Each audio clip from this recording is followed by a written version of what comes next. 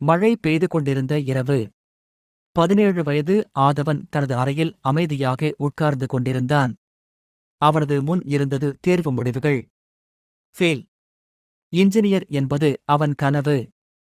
ஆனால் அந்த ஒரு வார்த்தை அவன் மனதை உடைத்தது. அவனது நண்பர்கள் சிலர் அவனை கிண்டல் செய்தார்கள். நீயா பெரிய சாதனை செய்யப் போற? என்று. அந்த இரவு ஆதவன் அழுதான். ஆனால் மறுநாள் காலை அவன் தாயார் ஒரு கப் காபி கொடுத்து சொன்னார். தோல்வி வந்தா பயப்படாதே, அதுவே வெற்றியின் முதல் படி. கடுமையாக உழை. அதன் பிறகு ஆதவன் தினமும் காலை 5 மணிக்கு எழுந்தான். மொபைலை விட்டு விலகினான். சோஷியல் மீடியாவை நிறுத்தினான். நண்பர்களின் நகைச்சுவையை ஊக்கமாக மாற்றினான்.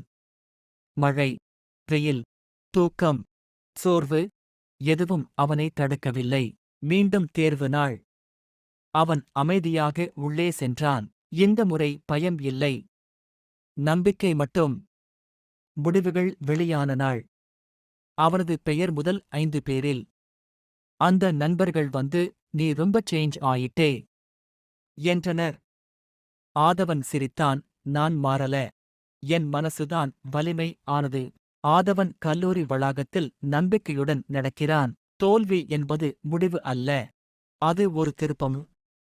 கதையின் நெறி: தோல்வி வந்தாலும் முயற்சி நிறுத்தாதே.